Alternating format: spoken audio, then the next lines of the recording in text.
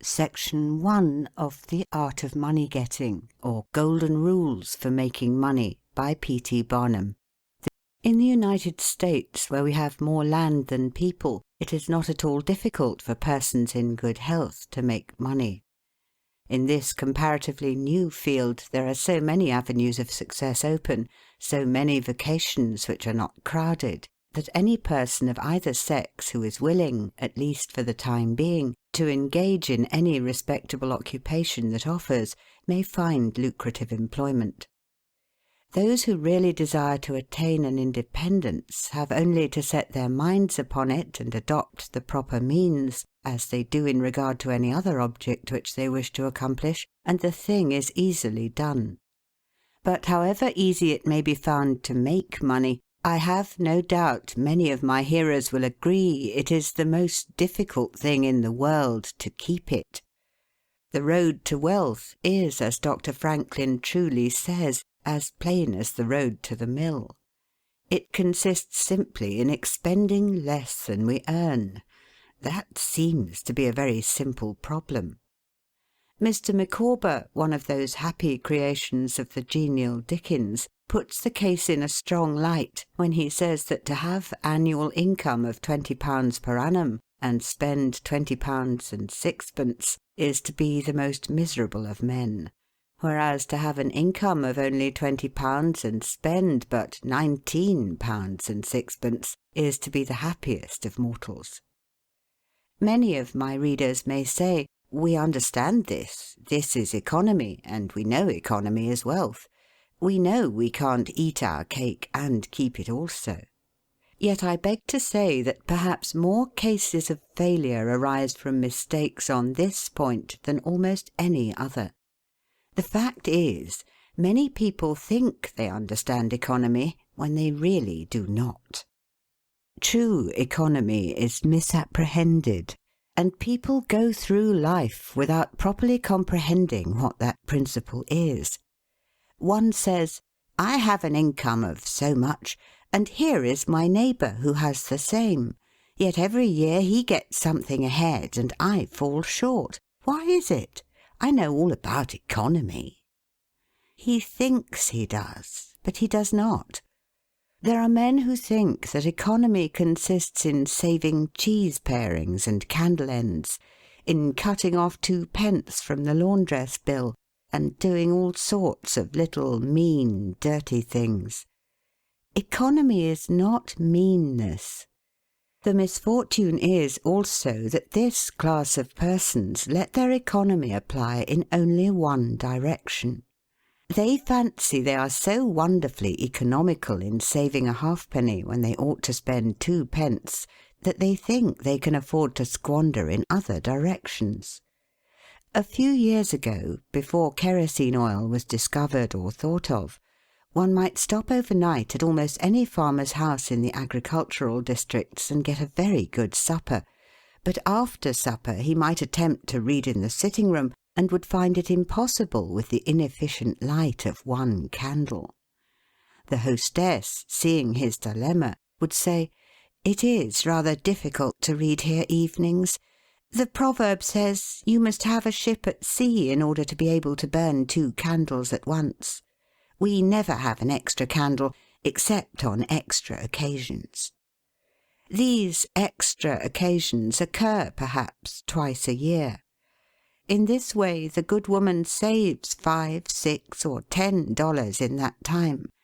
But the information which might be derived from having the extra light would, of course, far outweigh a ton of candles. But the trouble does not end here. Feeling that she is so economical in tallow candles, she thinks she can afford to go frequently to the village and spend $20 or $30 for ribbons and furbelows, many of which are not necessary.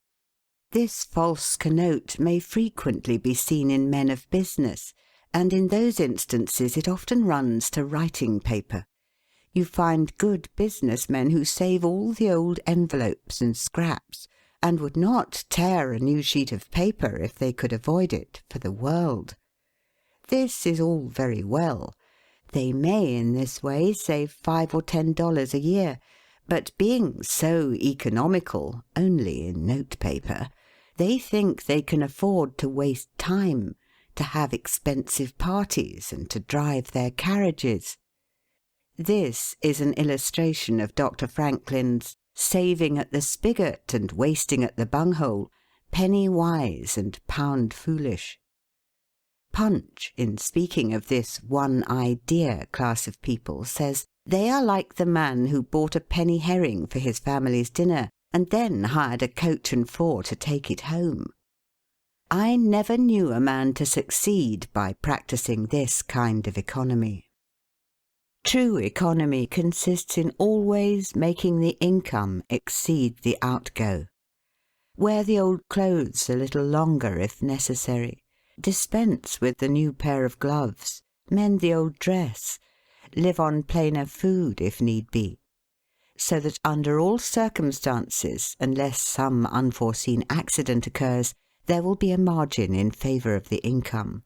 A penny here and a dollar there, placed at interest, goes on accumulating, and in this way the desired result is attained. It requires some training, perhaps, to accomplish this economy, but when once used to it, you will find there is more satisfaction in rational saving than in irrational spending. Here is a recipe which I recommend. I have found it to work an excellent cure for extravagance, and especially for mistaken economy. When you find that you have no surplus at the end of the year, and yet have a good income, I advise you to take a few sheets of paper and form them into a book, and mark down every item of expenditure. Post it every day or week in 2 columns, one headed Necessaries or even Comforts, and the other headed Luxuries, and you will find that the latter column will be double, treble, and frequently 10 times greater than the former. The real comforts of life cost but a small portion of what most of us can earn. Dr. Franklin says, quote, "It is the eyes of others and not our own eyes which ruin us. If all the world were blind except myself, I should not care for fine clothes or furniture." End quote. It is the fear of what Mrs. Grundy may say that keeps the noses of many worthy families to the grindstone. In America, many persons like to repeat, "We are all free and equal," but it is a great mistake in more senses than one. That we are born free and equal is a glorious truth in one sense. Yet we are not all born equally rich, and we never shall be. One may say, there is a man who has an income of $50,000 per annum, while I have but $1,000. I knew that fellow when he was poor like myself. Now he is rich and thinks he is better than I am. I will show him that I am as good as he is. I will go and buy a horse and buggy. No, I cannot do that. But I will go and hire one and ride this afternoon on the same road that he does, and thus prove to him that I am as good as he is. My friend, you need not take that trouble. You can easily prove that you are as good as he is. You have only to behave as well as he does. But you cannot make anybody believe that you are as rich as he is. Besides, if you put on these airs, and waste your time and spend your money, your poor wife will be obliged to scrub her fingers off at home and buy her tea 2 ounces at a time and everything else in proportion, in order that you may keep up appearances and, after all, deceive nobody. On the other hand, Mrs. Smith may say that her next-door neighbour married Johnson for his money, and everybody says so.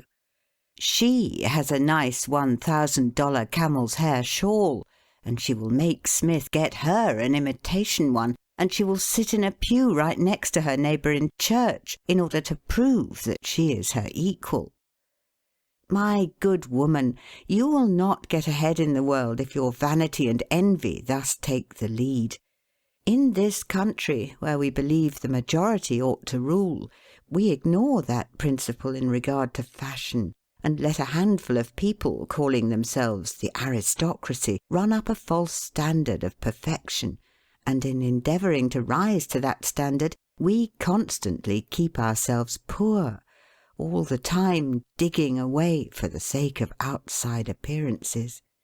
How much wiser to be a law unto ourselves and say we will regulate our outgo by our income and lay up something for a rainy day.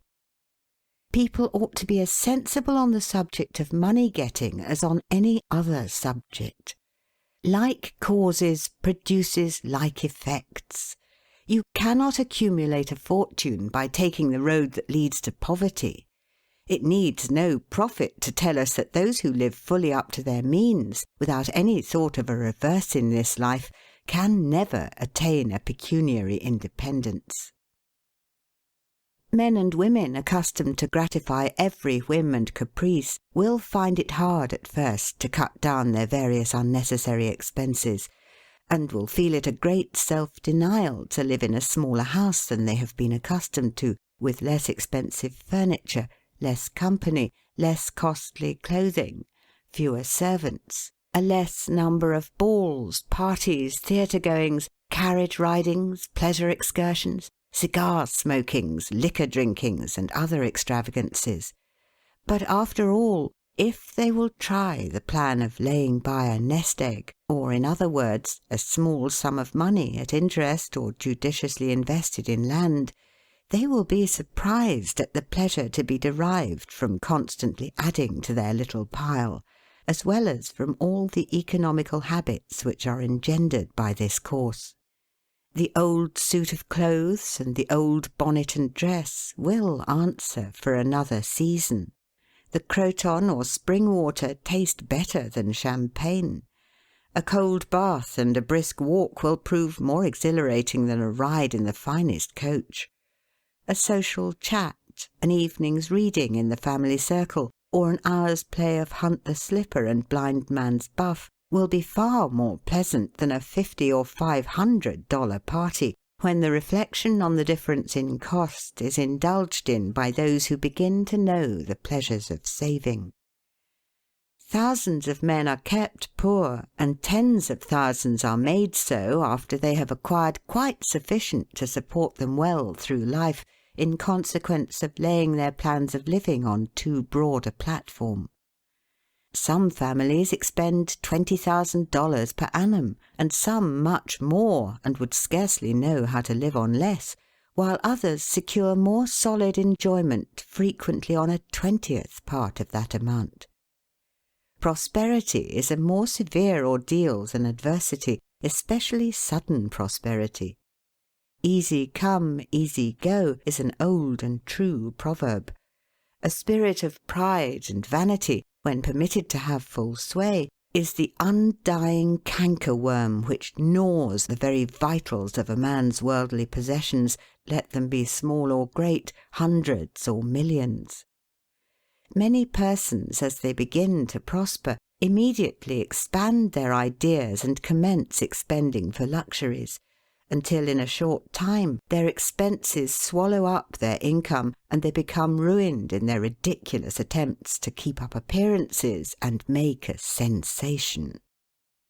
I know a gentleman of fortune who says that, when he first began to prosper, his wife would have a new and elegant sofa. "That sofa," he says, "cost me $30,000. When the sofa reached the house, it was found necessary to get chairs to match, then sideboards, carpets, and tables to correspond with them, and so on through the entire stock of furniture, when at last it was found that the house itself was quite too small and old-fashioned for the furniture, and a new one was built to correspond with the new purchases. Thus," added my friend, "summing up an outlay of $30,000 caused by that single sofa, and saddling on me in the shape of servants, equipage, and the necessary expenses attendant upon keeping up a fine establishment, a yearly outlay of $11,000, and a tight pinch at that. Whereas 10 years ago we lived with much more real comfort, because with much less care, on as many hundreds. The truth is," he continued, "that sofa would have brought me to inevitable bankruptcy had not a most unexampled title to prosperity kept me above it, and had I not checked the natural desire to cut a dash." The foundation of success in life is good health. That is the substratum fortune. It is also the basis of happiness. A person cannot accumulate a fortune very well when he is sick. He has no ambition, no incentive, no force. Of course, there are those who have bad health and cannot help it. You cannot expect that such persons can accumulate wealth. But there are a great many in poor health who need not be so. If, then, sound health is the foundation of success and happiness in life, how important it is that we should study the laws of health, which is but another expression for the laws of nature. The nearer we keep to the laws of nature, the nearer we are to good health. And yet how many persons there are who pay no attention to natural laws, but absolutely transgress them, even against their own natural inclination. We ought to know that the sin of ignorance is never winked at in regard to the violation of nature's laws. Their infraction always brings the penalty. A child may thrust its finger into the flames without knowing it will burn, and so suffers. Repentance, even, will not stop the smart. Many of our ancestors knew very little about the principle of ventilation. They did not know much about oxygen, whatever other gin they might have been acquainted with, and consequently they built their houses with little 7 by 9 feet bedrooms, and these good old pious Puritans would lock themselves up in one of these cells, say their prayers, and go to bed. In the morning they would devoutly return thanks for the preservation of their lives during the night, and nobody had better reason to be thankful. Probably some big crack in the window or in the door let in a little fresh air and thus saved them. Many persons knowingly violate the laws of nature against their better impulses for the sake of fashion. For instance, there is one thing that nothing living except a vile worm ever naturally loved, and that is tobacco. Yet how many persons there are who deliberately train an unnatural appetite, and overcome this implanted aversion for tobacco to such a degree that they get to love it. They have got hold of a poisonous, filthy weed, or rather that takes a firm hold of them. Here are married men who run about spitting tobacco juice on the carpet and floors, and sometimes even upon their wives besides. They do not kick their wives out of doors like drunken men, but their wives, I have no doubt, often wish they were outside of the house. Another perilous feature is that this artificial appetite, like jealousy, grows by what it feeds on. When you love that which is unnatural, a stronger appetite is created for the hurtful thing than the natural desire for what is harmless. There is an old proverb which says that habit is second nature. But an artificial habit is stronger than nature. Take, for instance, an old tobacco chewer. His love for the quid is stronger than his love for any particular kind of food.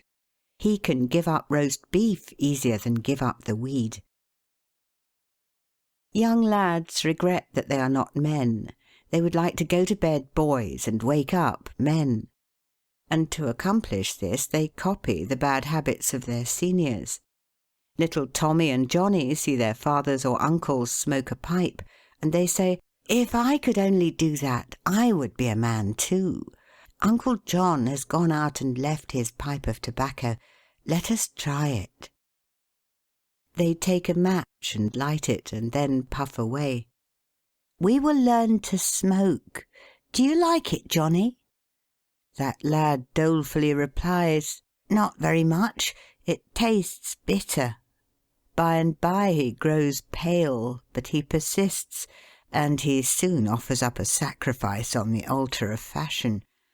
But the boys stick to it and persevere until at last they conquer their natural appetites and become the victims of acquired tastes. I speak by the book, for I have noticed its effects on myself, having gone so far as to smoke 10 or 15 cigars a day, although I have not used the weed during the last 14 years, and never shall again. The more a man smokes, the more he craves smoking. The last cigar smoked simply excites the desire for another, and so on incessantly. Take the tobacco chewer. In the morning, when he gets up, he puts a quid in his mouth and keeps it there all day, never taking it out except to exchange it for a fresh one, or when he is going to eat. Oh yes, at intervals during the day and evening, many a chewer takes out the quid and holds it in his hand long enough to take a drink, and then pop it goes back again. This simply proves that the appetite for rum is even stronger than that for tobacco. When the tobacco chewer goes to your country seat and you show him your grapery and fruit house and the beauties of your garden, when you offer him some fresh ripe fruit and say, "My friend, I have got here the most delicious apples and pears and peaches and apricots. I have imported them from Spain, France, and Italy. Just see those luscious grapes. There is nothing more delicious nor more healthy than ripe fruit. So help yourself. I want to see you delight yourself with these things." He will roll the dear quid under his tongue and answer, "No, I thank you, I have got tobacco in my mouth." His palate has become narcotized by the noxious weed, and he has lost in a great measure the delicate and enviable taste for fruits. This shows what expensive, useless, and injurious habits men will get into. I speak from experience. I have smoked until I trembled like an aspen leaf, the blood rushed to my head, and I had a palpitation of the heart which I thought was heart disease, till I was almost killed with fright. When I consulted my physician, he said, "Break off tobacco using." I was not only injuring my health and spending a great deal of money, but I was setting a bad example. I obeyed his counsel. No young man in the world ever looked so beautiful as he thought he did behind a 15-cent cigar or a meerschaum. These remarks apply with tenfold force to the use of intoxicating drinks. To make money requires a clear brain. A man has got to see that 2 and 2 make 4. He must lay all his plans with reflection and forethought, and closely examine all the details and the ins and outs of business. As no man can succeed in business unless he has a brain to enable him to lay his plans, and reason to guide him in their execution, so no matter how bountifully a man may be blessed with intelligence, if the brain is muddled and his judgment warped by intoxicating drinks, it is impossible for him to carry on business successfully. How many good opportunities have passed, never to return, while a man was sipping a social glass with his friend? How many foolish bargains have been made under the influence of the nervine, which temporarily makes its victim think he is rich? How many important chances have been put off until tomorrow, and then forever, because the wine cup has thrown the system into a state of lassitude, neutralizing the energies so essential to success in business. Verily, wine is a mocker. The use of intoxicating drinks as a beverage is as much an infatuation as is the smoking of opium by the Chinese, and the former is quite as destructive to the success of the business man as the latter. It is an unmitigated evil, utterly indefensible in the light of philosophy, religion, or good sense. It is the parent of nearly every other evil in our country. End of section 1. Don't mistake your vocation. The safest plan, and the one most sure of success for the young man starting in life, is to select the vocation which is most congenial to his tastes. parents and guardians are often quite too negligent in regard to this. It is very common for a father to say, for example, "I have 5 boys. I will make Billy a clergyman, John a lawyer, Tom a doctor, and Dick a farmer." He then goes into town and looks about to see what he will do with Sammy. He returns home and says, "Sammy, I see watchmaking is a nice genteel business. I think I will make you a goldsmith." He does this regardless of Sam's natural inclinations or genius. We are all, no doubt, born for a wise purpose. There is as much diversity in our brains as in our countenances. Some are born natural mechanics, while some have great aversion to machinery. Let a dozen boys of 10 years get together, and you will soon observe 2 or 3 are whittling out some ingenious device, working with locks or complicated machinery. When they were but 5 years old, their father could find no toy to please them like a puzzle. They are natural mechanics. But the other 8 or 9 boys have different aptitudes. I belong to the latter class. I never had the slightest love for mechanism. On the contrary, I have a sort of abhorrence for complicated machinery. I never had ingenuity enough to whittle a cider tap so it would not leak. I never could make a pen that I could write with, or understand the principle of a steam engine. If a man was to take such a boy as I was and attempt to make a watchmaker of him, the boy might, after an apprenticeship of 5 or 7 years, be able to take apart and put together a watch. But all through life he would be working uphill and seizing every excuse for leaving his work and idling away his time. Watchmaking is repulsive to him. Unless a man enters upon the vocation intended for him by nature and best suited to his peculiar genius, he cannot succeed. I am glad to believe that the majority of persons do find their right vocation. Yet we see many who have mistaken their calling, from the blacksmith up or down to the clergyman. You will see, for instance, that extraordinary linguist, the learned blacksmith, who ought to have been a teacher of languages, and you may have seen lawyers, doctors, and clergymen who were better fitted by nature for the anvil or the lapstone. Select the right location. After securing the right vocation, you must be careful to select the proper location. You may have been cut out for a hotel keeper, and they say it requires a genius to know how to keep a hotel. You might conduct a hotel like clockwork and provide satisfactorily for 500 guests every day. Yet if you should locate your house in a small village where there is no railroad communication or public travel, the location would be your ruin. It is equally important that you do not commence business where there are already enough to meet all demands in the same occupation. I remember a case which illustrates this subject. When I was in London in 1858, I was passing down Holborn with an English friend and came to the penny shows. They had immense cartoons outside, portraying the wonderful curiosities to be seen, all for a penny. Being a little in the show line myself, I said, "Let us go in here."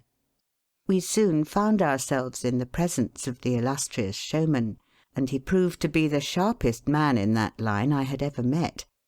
He told us some extraordinary stories in reference to his bearded ladies, his albinos, and his armadillos, which we could hardly believe, but thought it better to believe it than look after the proof. He finally begged to call our attention to some wax statuary, and showed us a lot of the dirtiest and filthiest wax figures imaginable. They looked as if they had not seen water since the deluge. "What is there so wonderful about your statuary?" I asked. "I beg you not to speak so satirically," he replied. "Sir, these are not Madame Tussaud's wax figures, all covered with gilt and tinsel and imitation diamonds, and copied from engravings and photographs. Mine, sir, were taken from life. Whenever you look upon one of those figures, you may consider that you are looking upon the living individual." Glancing casually at them, I saw one labelled Henry VIII, and feeling a little curious upon seeing that it looked like Calvin Edson, the living skeleton, I said, "Do you call that Henry VIII?" He replied, "Certainly, sir. It was taken from life at Hampton Court by special order of His Majesty on such a day." He would have given the hour of the day if I had insisted. I said, "Everybody knows that Henry VIII was a great stout old king, and that figure is lean and lank. What do you say to that?" "Why," he replied, "you would be lean and lank yourself if you sat there as long as he has." There was no resisting such arguments. I said to my English friend, "Let us go out. Do not tell him who I am. I show the white feather. He beats me." He followed us to the door, and seeing the rabble in the street, he called out, "Ladies and gentlemen, I beg to draw your attention to the respectable character of my visitors," pointing to us as we walked away. I called upon him a couple of days afterwards, told him who I was, and said, "My friend, you are an excellent showman, but you have selected a bad location." He replied, "This is true, sir. I feel that all my talents are thrown away. But what can I do?" "You can go to America," I replied. "You can give full play to your faculties over there. You will find plenty of elbow room in America. I will engage you for 2 years. After that you'll be able to go on your own account." He accepted my offer, and remained 2 years in my New York museum. He then went to New Orleans, and carried on a travelling show business during the summer. Today he is worth $60,000, simply because he selected the right vocation and also secured the proper location. The old proverb says, "3 removes are as bad as a fire." But when a man is in the fire, it matters but little how soon or how often he removes. Avoid debt. Young men starting in life should avoid running into debt. There is scarcely anything that drags a person down like debt. It is a slavish position to get in, yet we find many a young man hardly out of his teens running in debt. He meets a chum and says, "Look at this, I have got trusted for a new suit of clothes." He seems to look upon the clothes as so much given to him. Well, it frequently is so, but if he succeeds in paying and then gets trusted again, he is adopting a habit which will keep him in poverty through life. Debt robs a man of his self-respect and makes him almost despise himself. Grunting and groaning and working for what he has eaten up or worn out, and now, when he is called upon to pay up, he has nothing to show for his money, this is properly termed working for a dead horse. I do not speak of merchants buying and selling on credit, or of those who buy on credit in order to turn the purchase to a profit. The old Quaker said to his farmer son, "John, never get trusted. But if thee gets trusted for anything, let it be for manure, because that will help thee pay it back again." Mr. Beecher advised young men to get in debt if they could to a small amount in the purchase of land in the country districts.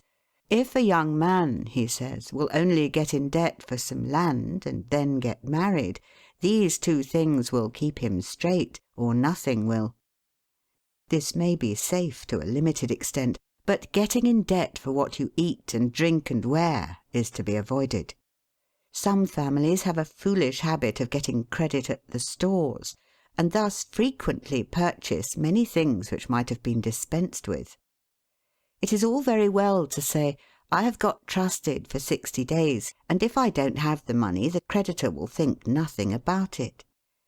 There is no class of people in the world who have such good memories as creditors. When the 60 days run out, you will have to pay. If you do not pay, you will break your promise, and probably resort to a falsehood. You may make some excuse or get in debt elsewhere to pay it, but that only involves you the deeper. A good-looking, lazy young fellow was the apprentice boy Horatio. His employer said, "Horatio, did you ever see a snail?" "I think I have," he drawled out. "You must have met him then, for I'm sure you never overtook one," said the boss. Your creditor will meet you or overtake you and say, "Now, my young friend, you agreed to pay me. You have not done it. You must give me your note." You give the note on interest, and it commences working against you. It is a dead horse. The creditor goes to bed at night and wakes up in the morning better off than when he retired to bed, because his interest has increased during the night. But you grow poorer while you are sleeping, for the interest is accumulating against you. Money is in some respects like fire. It is a very excellent servant, but a terrible master. When you have it mastering you, when interest is constantly piling up against you, it will keep you down in the worst kind of slavery. But let money work for you, and you have the most devoted servant in the world. It is no eye servant. There is nothing animate or inanimate that will work so faithfully as money when placed at interest, well secured. It works night and day, and in wet or dry weather. I was born in the Blue Law State of Connecticut, where the old Puritans had laws so rigid that it was said they fined a man for kissing his wife on Sunday. Yet these rich old Puritans would have thousands of dollars at interest, and on Saturday night would be worth a certain amount. On Sunday they would go to church and perform all the duties of a Christian. On waking up on Monday morning, they would find themselves considerably richer than the Saturday night previous, simply because their money placed at interest had worked faithfully for them all day Sunday, according to law. Do not let it work against you. If you do, there is no chance for success in life so far as money is concerned.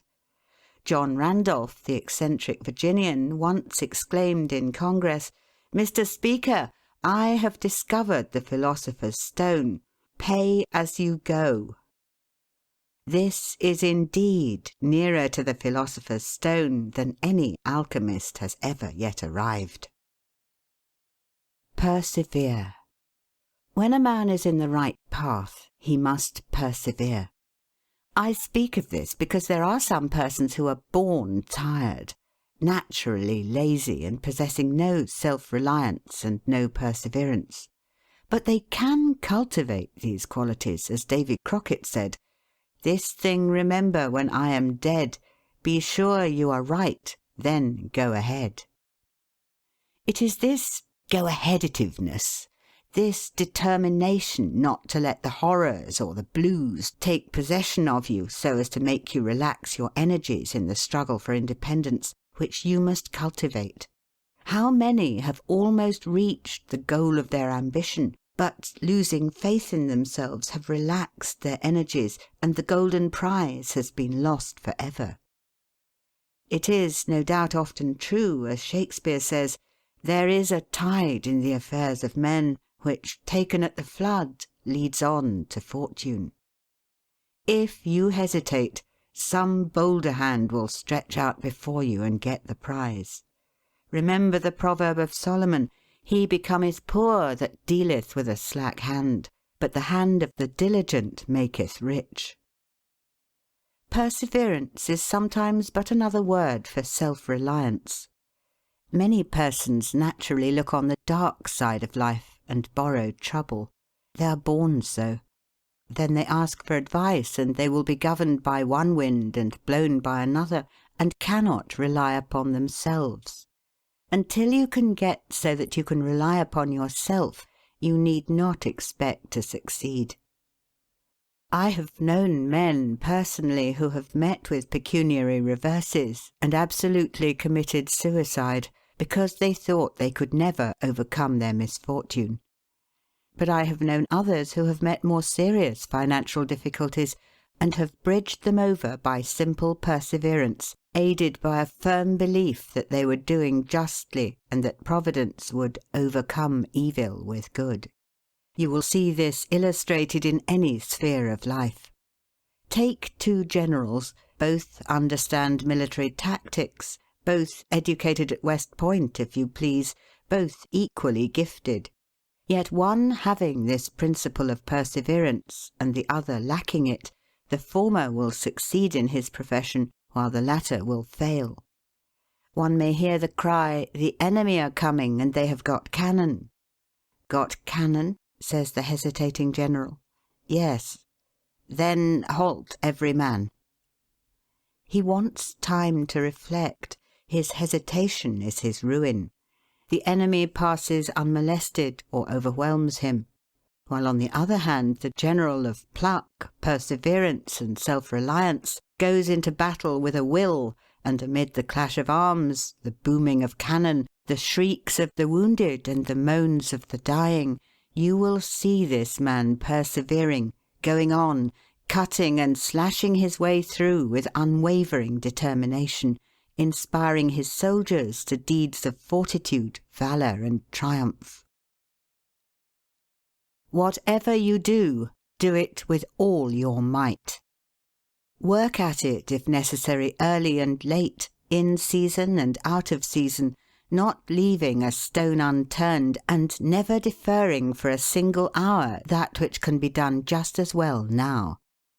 The old proverb is full of truth and meaning. Whatever is worth doing at all is worth doing well.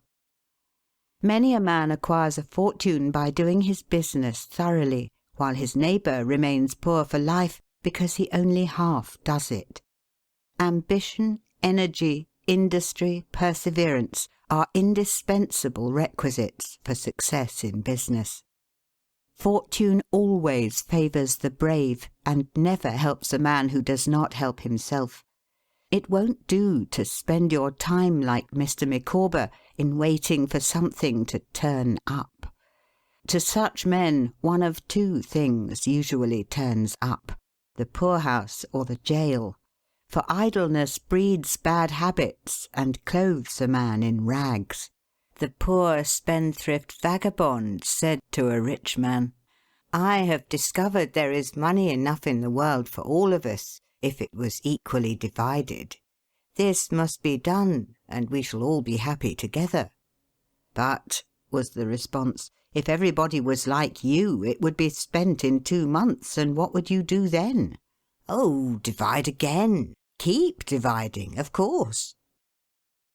I was recently reading in a London paper an account of a like philosophic pauper who was kicked out of a cheap boarding-house because he could not pay his bill, but he had a roll of papers sticking out of his coat pocket which, upon examination, proved to be his plan for paying off the national debt of England without the aid of a penny. People have got to do as Cromwell said: not only trust in Providence, but keep the powder dry. Do your part of the work, or you cannot succeed. Mahomet one night, while encamping in the desert, overheard one of his fatigued followers remark, "I will loose my camel and trust it to God." "No, no, not so," said the Prophet. "Tie thy camel and trust it to God." Do all you can for yourselves, and then trust to Providence or luck, or whatever you please to call it, for the rest. Depend upon your own personal exertions. The eye of the employer is often worth more than the hands of a dozen employees. In the nature of things, an agent cannot be so faithful to his employer as to himself. Many who are employers will call to mind instances where the best employees have overlooked important points which could not have escaped their own observation as a proprietor. No man has a right to expect to succeed in life unless he understands his business, and nobody can understand his business thoroughly unless he learns it by personal application and experience. A man may be a manufacturer. He has got to learn the many details of his business personally. He will learn something every day, and he will find he will make mistakes nearly every day. And these very mistakes are helps to him in the way of experiences, if he but heeds them. He will be like the Yankee tin peddler, who, having been cheated as to quality in the purchase of his merchandise, said, "All right, there's a little information to be gained every day. I will never be cheated in that way again." Thus a man buys his experience, and it is the best kind if not purchased at too dear a rate. I hold that every man should, like Cuvier, the French naturalist, thoroughly know his business. So proficient was he in the study of natural history that you might bring to him the bone or even a section of a bone of an animal which he had never seen described, and, reasoning from analogy, he would be able to draw a picture of the object from which the bone had been taken. On one occasion his students attempted to deceive him. They rolled one of their number in a cow skin and put him under the professor's table as a new specimen.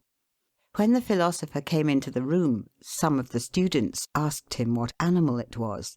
Suddenly the animal said, "I am the devil, and I am going to eat you." It was but natural that Cuvier should desire to classify this creature, and examining it intently, he said, "Divided hoof, graminivorous. It cannot be done."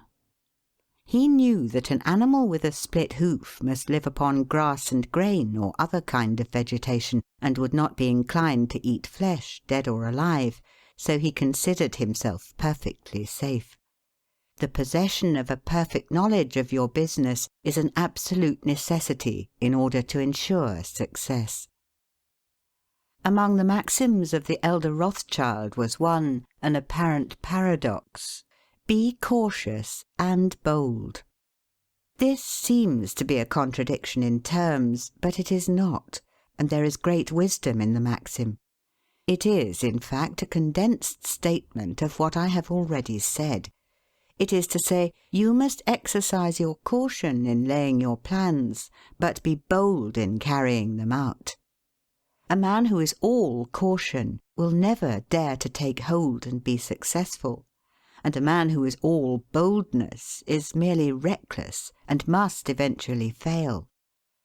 A man may go on 'change and make $50,000 or $100,000 in speculating in stocks at a single operation, but if he has simple boldness without caution, it is mere chance, and what he gains today he will lose tomorrow. You must have both the caution and the boldness to ensure success. The Rothschilds have another maxim: never have anything to do with an unlucky man or place. That is to say, never have anything to do with a man or place which never succeeds, because although a man may appear to be honest and intelligent, yet if he tries this or that thing and always fails, it is on account of some fault or infirmity that you may not be able to discover, but nevertheless which must exist. There is no such thing in the world as luck. There never was a man who could go out in the morning and find a purse full of gold in the street today, and another tomorrow, and so on, day after day. He may do so once in his life, but so far as mere luck is concerned, he is as liable to lose it as to find it. Like causes produce like effects. If a man adopts the proper methods to be successful, luck will not prevent him. If he does not succeed, there are reasons for it, although perhaps he may not be able to see them. Use the best tools. Men in engaging employees should be careful to get the best. Understand, you cannot have two good tools to work with, and there is no tool you should be so particular about as living tools. If you get a good one, it is better to keep him than keep changing. He learns something every day, and you are benefited by the experience he acquires. He is worth more to you this year than last, and he is the last man to part with, provided his habits are good and he continues faithful. If, as he gets more valuable, he demands an exorbitant increase of salary, on the supposition that you can't do without him, let him go. Whenever I have such an employee, I always discharge him. First, to convince him that his place may be supplied, and second, because he is good for nothing if he thinks he is invaluable and cannot be spared. But I would keep him, if possible, in order to profit from the result of his experience. An important element in an employee is the brain. You can see bills up, hands wanted, but hands are not worth a great deal without heads. Mr. Beecher illustrates this in this wise. An employee offers his services by saying, "I have a pair of hands and one of my fingers thinks." "That is very good," says the employer. Another man comes along and says he has 2 fingers that think. "Ah, that is better." But a third calls in and says that all his fingers and thumbs think. That is better still. Finally, another steps in and says, "I have a brain that thinks. I think all over. I am a thinking as well as a working man." "You are the man I want," says the delighted employer. Those men who have brains and experience are therefore the most valuable, and not to be readily parted with. It is better for them as well as yourself to keep them at reasonable advances in their salaries from time to time. Don't get above your business. Young men, after they get through their business training or apprenticeship, instead of pursuing their avocation and rising in their business, will often lie about doing nothing. They say, "I have learned my business, but I am not going to be a hireling. What is the object of learning my trade or profession unless I establish myself?" Have you capital to start with? No, but I am going to have it. How are you going to get it? I will tell you confidentially. I have a wealthy old aunt, and she will die pretty soon, but if she does not, I expect to find some rich old man who will lend me a few thousands to give me a start. If I only get the money to start with, I will do well. There is no greater mistake than when a young man believes he will succeed with borrowed money. Why? Because every man's experience coincides with that of Mr. Astor, who said, it was more difficult for him to accumulate his first $1,000 than all the succeeding millions that made up his colossal fortune.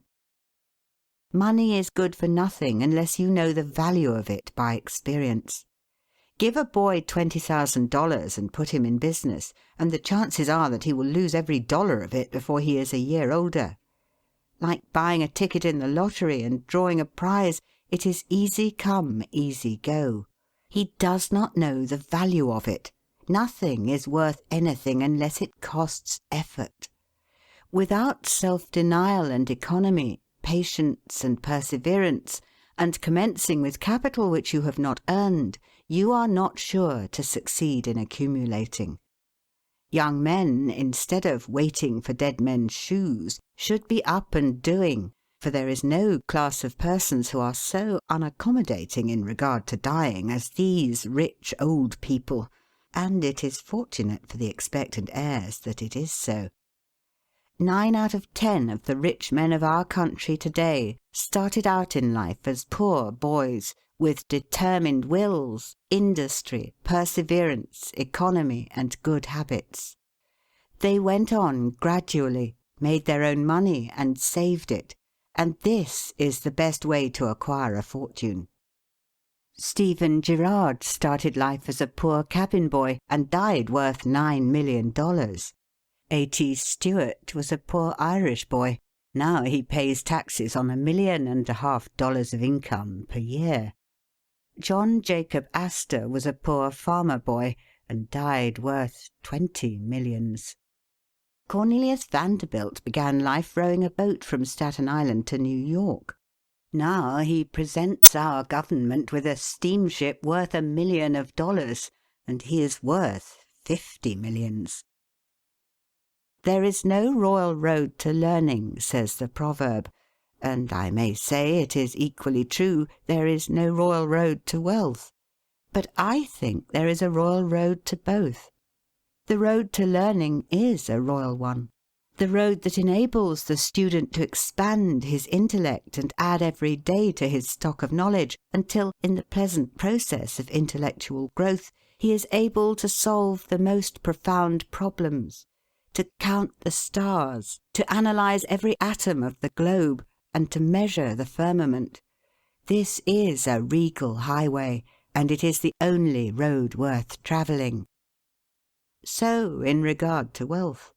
Go on in confidence, study the rules, and above all things, study human nature. For the proper study of mankind is man. And you will find that while expanding the intellect and the muscles, your enlarged experience will enable you every day to accumulate more and more principle, which will increase itself by interest and otherwise, until you arrive at a state of independence. You will find, as a general thing, that the poor boys get rich and the rich boys get poor. For instance, a rich man at his decease leaves a large estate to his family. His eldest sons, who have helped him earn his fortune, know by experience the value of money, and they take their inheritance and add to it. The separate portions of the young children are placed at interest, and the little fellows are patted on the head and told a dozen times a day, "You are rich. You will never have to work. You can always have whatever you wish, for you were born with a golden spoon in your mouth." The young heir soon finds out what that means. He has the finest dresses and playthings. He is crammed with sugar candies and almost killed with kindness, and he passes from school to school, petted and flattered. He becomes arrogant and self-conceited, abuses his teachers, and carries everything with a high hand. He knows nothing of the real value of money, having never earned any, but he knows all about the golden spoon business. At college he invites his poor fellow-students to his room, where he wines and dines them. He is cajoled and caressed, and called a glorious good fellow because he is so lavish of his money. He gives his game suppers, drives his fast horses, invites his chums to fêtes and parties, determined to have lots of good times. He spends the night in frolics and debauchery, and leads off his companions with the familiar song, "We won't go home till morning." He gets them to join him in pulling down signs, taking gates from their hinges and throwing them into backyards and horse-ponds. If the police arrest them, he knocks them down, is taken to the lock-up, and joyfully foots the bills. "Ha, my boys," he cries, "what is the use of being rich if you can't enjoy yourself?" He might more truly say, if you can't make a fool of yourself. But he is fast, hates slow things, and don't see it. Young men loaded down with other people's money are almost sure to lose all they inherit, and they acquire all sorts of bad habits which in the majority of cases ruin them in health, purse, and character. In this country one generation follows another, and the poor of to-day are rich in the next generation, or the third. Their experience leads them on, and they become rich, and they leave vast riches to their young children. These children, having been reared in luxury, are inexperienced and get poor. And after long experience another generation comes on and gathers up riches again in turn. And thus history repeats itself. And happy is he who, by listening to the experience of others, avoids the rocks and shoals on which so many have been wrecked. In England the business makes the man. If a man in that country is a mechanic or working man, he is not recognised as a gentleman. On the occasion of my first appearance before Queen Victoria, the Duke of Wellington asked me what sphere in life General Tom Thumb's parents were in. "His father is a carpenter," I replied. "Oh, I had heard he was a gentleman," was the response of his Grace. In this republican country, the man makes the business. No matter whether he is a blacksmith, a shoemaker, a farmer, banker, or lawyer, so long as his business is legitimate, he may be a gentleman. So any legitimate business is a double blessing. It helps the man engaged in it, and also helps others. The farmer supports his own family, but he also benefits the merchant or mechanic who needs the products of his farm. The tailor not only makes a living by his trade, but he also benefits the farmer, the clergyman, and others who cannot make their own clothing. But all these classes of men may be gentlemen. The great ambition should be to excel all others engaged in the same occupation. The college student who was about graduating said to an old lawyer, "I have not yet decided which profession I will follow. Is your profession full?" "The basement is much crowded, but there is plenty of room upstairs," was the witty and truthful reply. No profession, trade, or calling is overcrowded in the upper story. Wherever you find the most honest and intelligent merchant or banker, or the best lawyer, the best doctor, the best clergyman, the best shoemaker, carpenter, or anything else, that man is most sought for and has always enough to do. As a nation, Americans are too superficial. They are striving to get rich quickly, and do not generally do their business as substantially and thoroughly as they should. But whoever excels all others in his own line, if his habits are good and his integrity undoubted, cannot fail to secure abundant patronage and the wealth that naturally follows. Let your motto then always be Excelsior, for by living up to it there is no such word as fail. Learn something useful. Every man should make his son or daughter learn some useful trade or profession, so that in these days of changing fortunes, of being rich today and poor tomorrow, they may have something tangible to fall back upon. This provision might save many persons from misery who by some unexpected turn of fortune have lost all their means. End of section 2.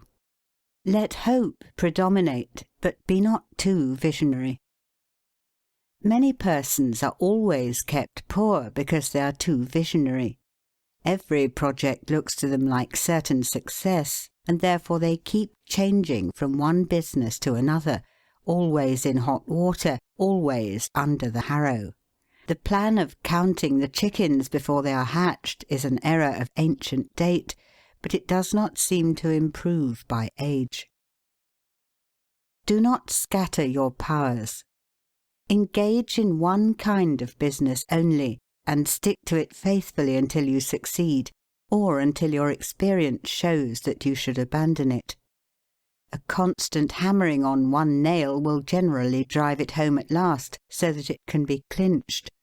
When a man's undivided attention is centred on one object, his mind will constantly be suggesting improvements of value, which would escape him if his brain was occupied by a dozen different subjects at once.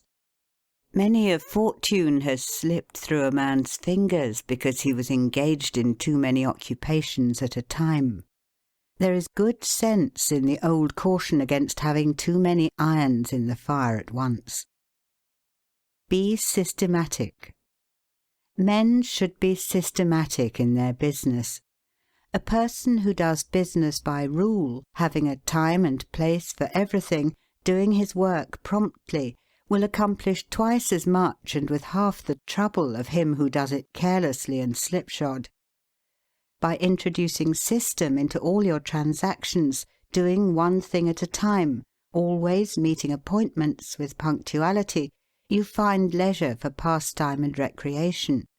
Whereas the man who only half does one thing and then turns to something else and half does that, will have his business at loose ends, and will never know when his day's work is done, for it never will be done. Of course, there is a limit to all these rules. We must try to preserve the happy medium, for there is such a thing as being too systematic. There are men and women, for instance, who put away things so carefully that they can never find them again.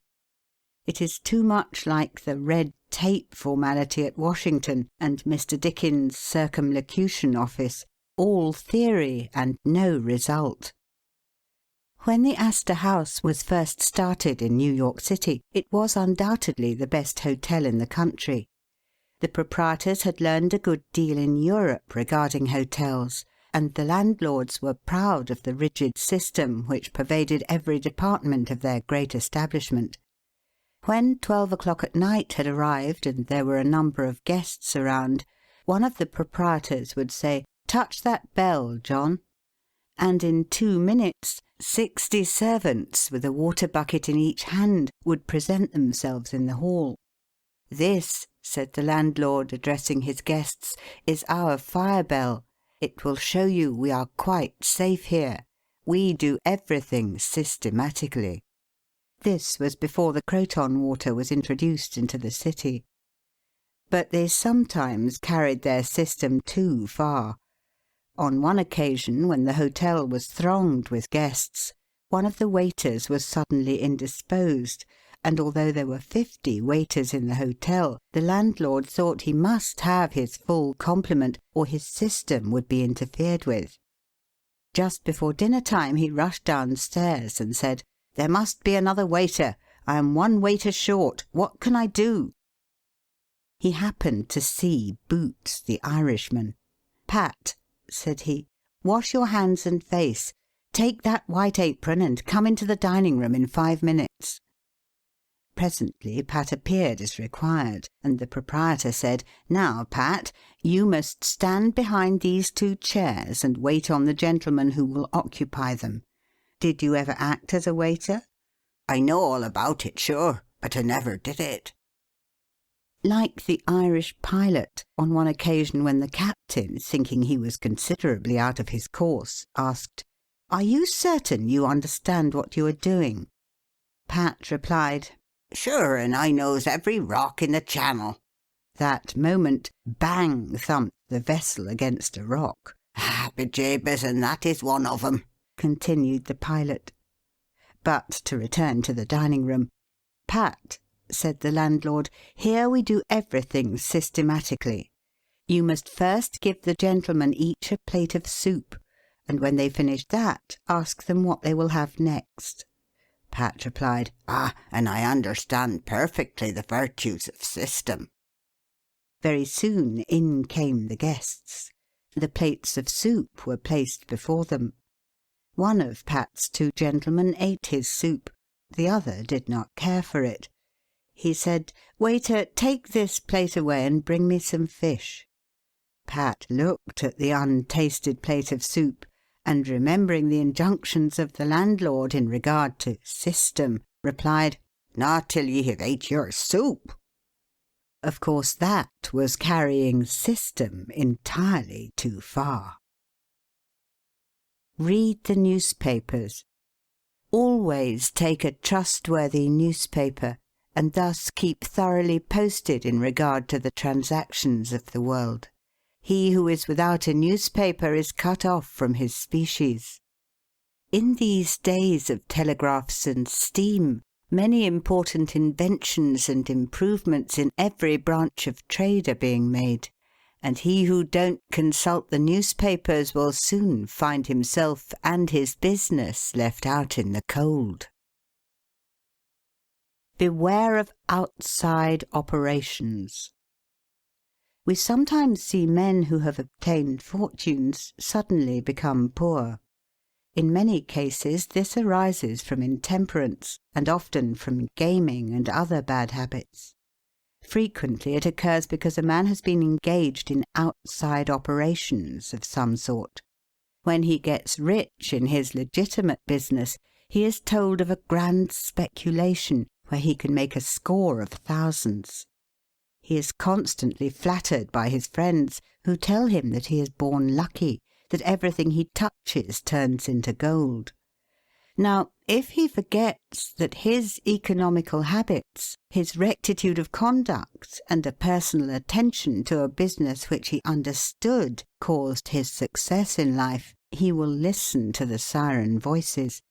He says, "I will put in $20,000. I have been lucky, and my good luck will soon bring me back $60,000. A few days elapse, and it is discovered he must put in $10,000 more. Soon after he is told it is all right, but certain matters not foreseen require an advance of $20,000 more, which will bring him a rich harvest.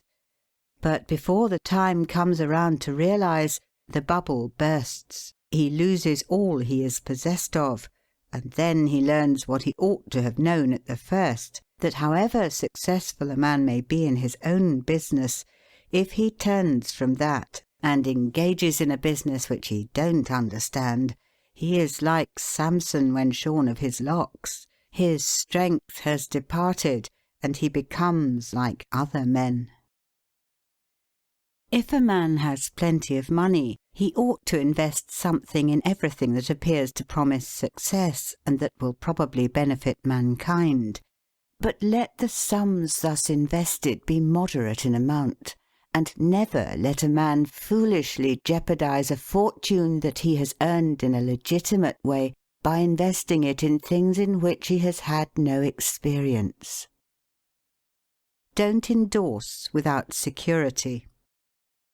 I hold that no man ought ever to endorse a note or become security for any man, be it his father or brother, to a greater extent than he can afford to lose and care nothing about, without taking good security.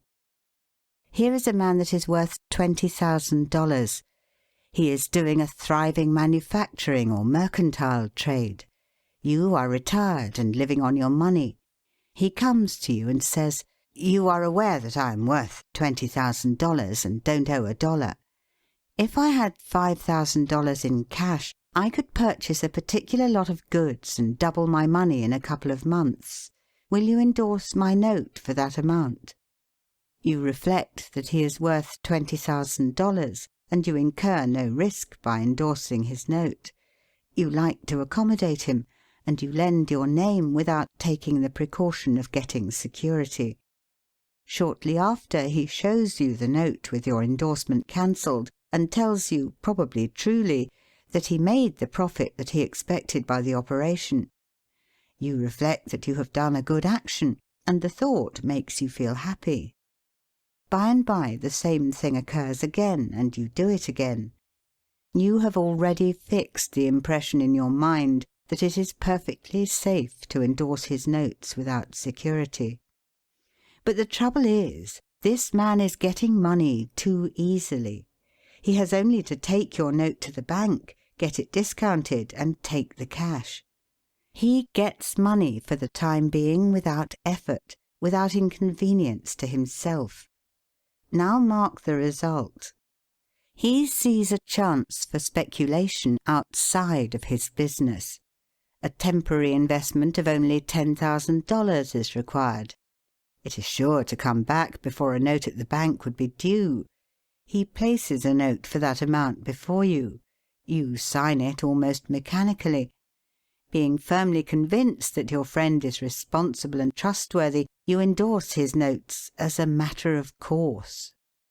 Unfortunately, the speculation does not come to a head quite so soon as was expected, and another $10,000 note must be discounted to take up the last one when due. Before this note matures, the speculation has proved an utter failure, and all the money is lost. Does the loser tell his friend, the endorser, that he has lost half of his fortune? Not at all. He don't even mention that he has speculated at all. But he has got excited. The spirit of speculation has seized him. He sees others making large sums in this way. We seldom hear of the losers. And like other speculators, he looks for his money where he loses it. He tries again. Endorsing notes has become chronic with you, and at every loss he gets your signature for whatever amount he wants. Finally, you discover your friend has lost all of his property and all of yours. You are overwhelmed with astonishment and grief, and you say, "It is a hard thing. My friend here has ruined me." But you should add, "I have also ruined him." If you had said in the first place, "I will accommodate you, but I never endorse without taking ample security. He could not have gone beyond the length of his tether, and he would never have been tempted away from his legitimate business. It is a very dangerous thing, therefore, at any time, to let people get possession of money too easily. It tempts them to hazardous speculations, if nothing more. Solomon truly said, "He that hateth suretyship is sure." So with the young man starting in business. Let him understand the value of money by earning it. When he does understand its value, then grease the wheels a little in helping him to start business. But remember, men who get money with too great facility cannot usually succeed. You must get the first dollars by hard knocks and at some sacrifice in order to appreciate the value of those dollars. Advertise your business. We all depend, more or less, upon the public for our support. We all trade with the public: lawyers, doctors, shoemakers, artists, blacksmiths, showmen, opera singers, railroad presidents, and college professors. Those who deal with the public must be careful that their goods are valuable, that they are genuine and will give satisfaction. When you get an article which you know is going to please your customers, and that when they have tried it they will feel they have got their money's worth, then let the fact be known that you have got it. Be careful to advertise it in some shape or other, because it is evident that if a man has ever so good an article for sale and nobody knows it, it will bring him no return. In a country like this, where nearly everybody reads and where newspapers are issued and circulated in editions of 5,000 to 200,000, it would be very unwise if this channel was not taken advantage of to reach the public in advertising. A newspaper goes into the family and is read by wife and children as well as the head of the house. Hence hundreds and thousands of people may read your advertisement while you are attending to your routine business. Many, perhaps, read it while you are asleep. The whole philosophy of life is first sow, then reap. That is the way the farmer does. He plants his potatoes and corn and sows his grain, and then goes about something else, and the time comes when he reaps. But he never reaps first and sows afterwards. This principle applies to all kinds of business, and to nothing more eminently than to advertising. If a man has a genuine article, there is no way in which he can reap more advantageously than by sowing to the public in this way. He must, of course, have a really good article, and one which will please his customers. Anything spurious will not succeed permanently, because the public is wiser than many imagine. Men and women are selfish, and we all prefer purchasing where we can get the most for our money, and we try to find out where we can most surely do so. You may advertise a spurious article and induce many people to call and buy it once, but they will denounce you as an impostor and swindler, and your business will gradually die out and leave you poor. This is right. Few people can safely depend upon chance custom. You all need to have your customers return and purchase again. A man said to me, "I have tried advertising and did not succeed, yet I have a good article." I replied, "My friend, there may be exceptions to a general rule, but how do you advertise?" "I put it in a weekly newspaper 3 times and paid $1.50 for it." I replied, "Sir, advertising is like learning. A little is a dangerous thing." A French writer says that the reader of a newspaper does not see the first insertion of an ordinary advertisement. The second insertion he sees, but does not read. The third insertion he reads. The fourth insertion he looks at the price. The fifth insertion he speaks of it to his wife. The sixth insertion he is ready to purchase. and the 7th insertion he purchases. Your object in advertising is to make the public understand what you have got to sell, and if you have not the pluck to keep advertising until you have imparted that information, all the money you have spent is lost. You are like the fellow who told the gentleman if he would give him 10 cents it would save him $1. "How can I help you so much with so small a sum?" asked the gentleman in surprise. "I started out this morning," hiccuped the fellow, "with the full determination to get drunk, and I have spent my only $1 to accomplish the object, and it has not quite done it. 10 cents worth more of whiskey would just do it, and in this manner I should save the $1 already expended." So a man who advertises at all must keep it up until the public know who and what he is, and what his business is, or else the money invested in advertising is lost. Some men have a peculiar genius for writing a striking advertisement, one that will arrest the attention of the reader at first sight. This tact, of course, gives the advertiser a great advantage. Sometimes a man makes himself popular by an unique sign or a curious display in his window. Recently I observed a swing sign extending over the sidewalk in front of a store, on which was the inscription in plain letters, "Don't read the other side." Of course I did, and so did everybody else. And I learned that the man had made an independence by first attracting the public to his business in that way, and then using his customers well afterwards. Genin the Hatter bought the first Jenny Lind ticket at auction for $225 because he knew it would be a good advertisement for him. "Who is the bidder?" said the auctioneer as he knocked down that ticket at Castle Garden. "Genin the Hatter," was the response.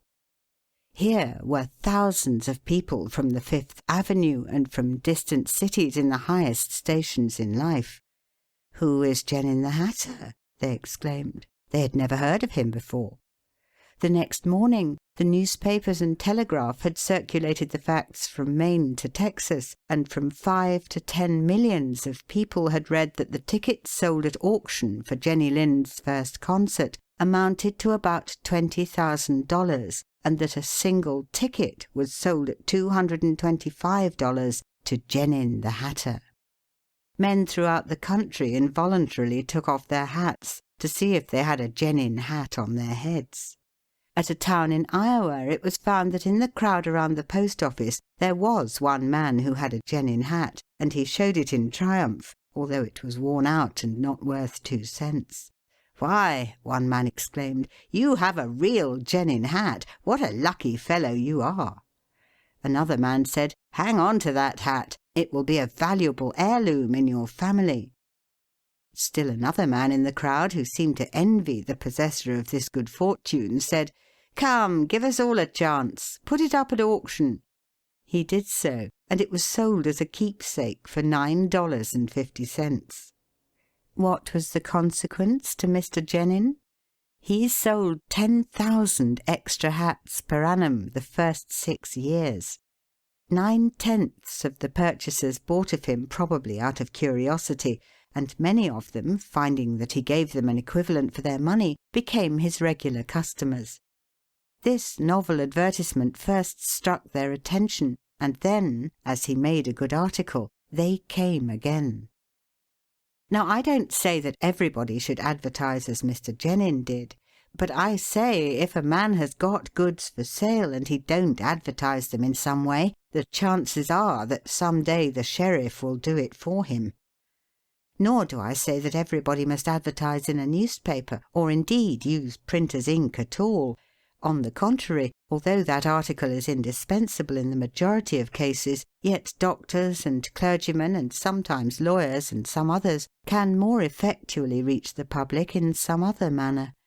But it is obvious they must be known in some way, else how could they be supported? Be polite and kind to your customers.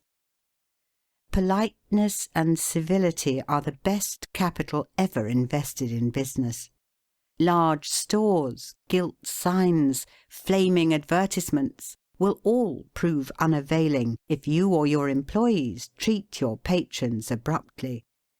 The truth is, the more kind and liberal a man is, the more generous will be the patronage bestowed upon him.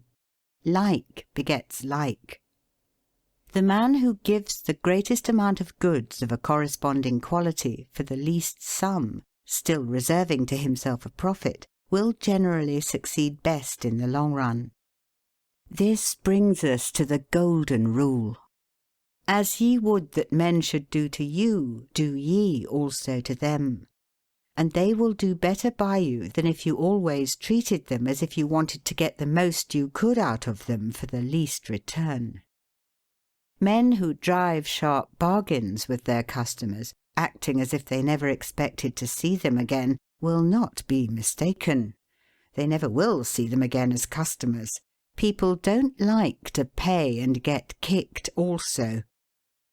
One of the ushers in my museum once told me he intended to whip a man who was in the lecture room as soon as he came out. "What for?" I inquired. "Because he said I was no gentleman," replied the usher. "Never mind," I replied. "He pays for that, and you will not convince him you are a gentleman by whipping him. I cannot afford to lose a customer. If you whip him, he will never visit the museum again, and he will induce friends to go with him to other places of amusement instead of this, and thus, you see, I should be a serious loser." "But he insulted me," muttered the usher. "Exactly," I replied. "And if he owned the museum, and you had paid him for the privilege of visiting it, and he had then insulted you, there might be some reason in your resenting it. But in this instance he is the man who pays, while we receive, and you must therefore put up with his bad manners." My usher laughingly remarked that this was undoubtedly the true policy, but he added that he should not object to an increase of salary if he was expected to be abused in order to promote my interests. Be charitable.